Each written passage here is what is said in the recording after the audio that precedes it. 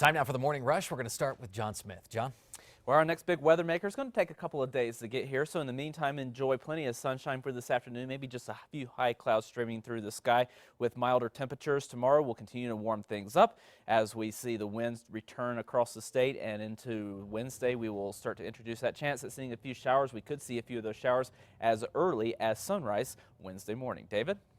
The deal to get new lapel cameras for Albuquerque police could be one step closer to becoming reality. Now, the new contract between Taser International is going before the City Council Finance Committee later tonight. The proposed cost for a 5-year contract is nearly $4.5 million. There is a controversial past from the first deal the city had with Taser when then APD Chief Ray Schultz set up the contract and ended up working for the company. The city says they're avoiding that this time around. How they're planning on doing that is coming up in the 5 Facts. Adam? Happening right now, the U.S. is condemning the deadly bombings at a pair of Christian churches in Egypt. Those explosions went off as worshipers gathered for Palm Sunday services over the weekend. Dozens of people were killed, about 100 more were injured. ISIS has since claimed responsibility for those attacks.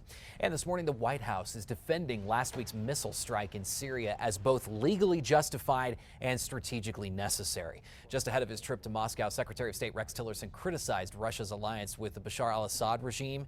Tillerson called the Russians incompetent for allowing the Syrian military to have chemical weapons. Happening now, Rio Rancho police say they're still searching for other people involved in the death of 23-year-old Kenneth Torres. Police say that Torres was killed last month in a neighborhood near Unser and Idalia. Police say that Joseph Vargas admitted to stabbing Torres. Right now, Vargas is charged with an open count of murder, among other charges. And new at 6 on this Monday, a New Mexico utilities company is keeping tight-lipped when it comes to how much its attorney's fees cost as it seeks a rate increase. That's according to the Albuquerque Journal, which also reports that PNM's been pushing to conceal the hourly rates it pays its lawyers. But opposing parties say if customers have to foot the bill, they should be able to review the costs in order to determine if they're reasonable. New this morning, investigators in Dallas are still trying to figure out how hackers were able to trigger 156 emergency sirens over the weekend. City officials say the sirens were triggered just before midnight on Friday. They were not able to turn them off until a little after 1 in the morning. City officials are not saying how they were hacked, but they say it was done within the Dallas area. The city is now working to reactivate those alarms. One family is without their Albuquerque home this morning after fire tore through it. Flames first reported about 2 a.m. yesterday in a neighborhood near Irving and Universe. Albuquerque firefighters did put out the blaze, but the house was still a total loss. One person was taken to the hospital. The cause of that fire is under investigation. Fire officials still investigating the cause of another fire, this one in Artesia. Police say the blaze affected 3 structures on West Blevins Road near 285 on Saturday night. Firefighters were able to keep the flames away from a nearby propane tank and a fuel truck. A Central Avenue business is beginning the process of repairing hundreds of dollars in damages today after an alleged drunk driver ran into that building on purpose. According to a complaint, 35-year-old Nathaniel Curley crashed into the Fiesta flea market on Saturday night. That complaint states that Curley told police he crashed into the business on purpose, upset after finding out that he had been cheated on. New this morning, APS is applying for a grant to study Native American students' learning styles and also to develop new policies that boost performance. That's according to the Journal. The district hopes to win the $50,000 award, which would fund a team of teacher researchers who would spend 16 months on that study. APS will submit that grant to the Spencer Foundation later this month. Well, several pets could be in some safer hands this morning after an animal welfare sweep turned up hundreds of violations in Bernalillo County. On Thursday, the BCSO Animal Cruelty Task Force issued more than 260 animal welfare violations and took 6 animals into protective custody. Nearly a dozen were surrendered voluntarily. In just 12 days, you can help Bernalillo County spruce up the community. On Saturday the 22nd, the county's participating in the Great American Cleanup.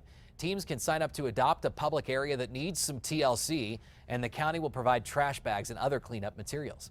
You can sign up by this coming Thursday. If you'd like more details, we've got a web link posted on our website this morning, KRQE.com. Look for that. John?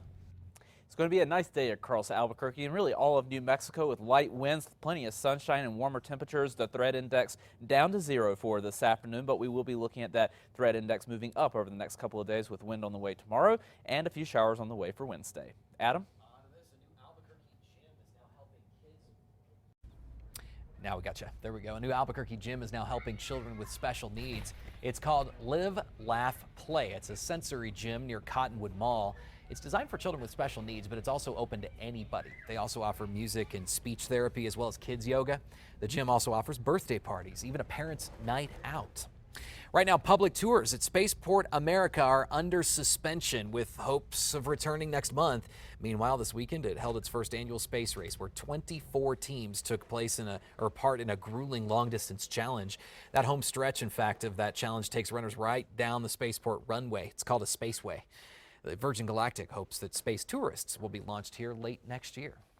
Here's a study for you. Doctors in Egypt tracking more than 500 men in a study say patients with more gray hair were at higher risk for heart problems regardless of their age. Interesting on those new details this morning. On to other new details. Google says it's rolling out a new fact check feature when you use its main search engine or Google News section. You're going to find new labels like mostly true or even false next to stories that have been fact checked. It's the tech giant's latest step to combat the spread of fake or misleading news. Big moment here on TV yesterday. Sergio Garcia has finally captured one of golf's major titles. It happened Sunday at the Masters at Augusta National. See, look how happy he was. 37-year-old Spaniard beat Englishman Justin Rose on the first hole of a sudden death playoff. It was Garcia's first win in a major in more than 70 tries. Good for him. Now let's take a look at your morning drive. Right now, everything looking smooth. We don't have any accidents to report at this moment. Just getting a little bit of slow ups as you head into the I-25 interchange with Paseo. Other than that, everything's moving smoothly. Well, tonight is a big night for Better Call Saul fans. The show's premiering its third season. The Emmy-nominated show, also set in New Mexico, follows Jimmy McGill, played by Bob Odenkirk, who later becomes attorney Saul Goodman from the series Breaking Bad. There will be 10 episodes this season, all premiering tonight at 8 o'clock on AMC. And finally, some visually impaired kids got the chance to hunt for Easter eggs this weekend thanks to some high-tech eggs. The battery-operated eggs beep so that the kids could find them. The kids then swap out their finds for treat-filled eggs. Officials say they put on this event to let other kids know that they're not alone in all this. Pretty cool. Yep. All right, let's take a look at the 5 facts for this morning. Starting with number 5, at least 2 potential candidates for the open UNM men's basketball head coaching job are now out of the running. Yahoo Sports says Albuquerque native and current San Antonio Spurs assistant James Borrego took himself out of the running. Meanwhile, the Journal is also reporting that University of Texas Arlington Scott Cross withdrew his name from the job too. UNM has declined to put a specific timetable on when it hopes to name a new coach after firing Craig Neal more than a week ago. Number 4, Neil Gorsuch is preparing for his first day on the job this morning. That judge is scheduled to be sworn in as the 101st Justice of the Supreme Court at 7 our time. Chief Justice Roberts will administer the constitutional oath in a private ceremony, and Gorsuch will take the judicial oath in the White House Rose Garden at 9. Gorsuch was confirmed Friday mostly along party lines, but again, this all happening in about 5 minutes in Washington, D.C. At number 3, we're looking at a very nice day on the way. After a chilly start this morning, we will warm up nicely up to 60 degrees by noon, into the upper 60s later on this afternoon. Less wind for today. The wind will return for tomorrow, and a chance of showers by Wednesday. Number 2, we're expecting to hear more from U.S. Customs and Border Protection this morning on a shooting at a checkpoint that left one man injured. New overnight, Border Patrol says agents were questioning a man at a Las Cruces immigration checkpoint on I-25. They say he pulled out a gun and fired one shot in the direction of agents. They fired back. That man was airlifted to the hospital, his condition unknown.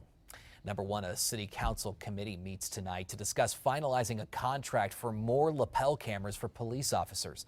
According to a December 2016 memo from the mayor's office to the city council, the 5-year proposed contract between the city and Taser would cost nearly $4.5 million. It would allow APD to purchase 2,000 new lapel cameras. The city's looking to sign on with Taser International, which is the same company that former APD chief Ray Schultz brokered the first deal with prior to going to work for them, thus causing a conflict of interest. City officials tell News 13 that the inspector general will be now looking into the new contract to avoid any problems like before.